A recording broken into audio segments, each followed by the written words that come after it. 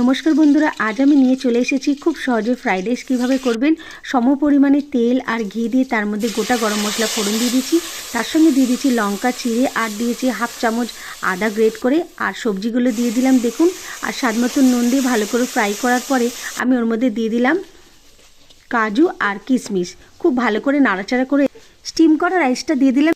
নুন আর গোটা গরম মশলা দিয়ে আমি ফুটিয়ে জলটা ঝরিয়ে রেখে দিয়েছিলাম। দিয়ে দিলাম গরম মশলা গুঁড়ো, নুন আর চিনিটা কিন্তু স্বাদ মতন দেবেন।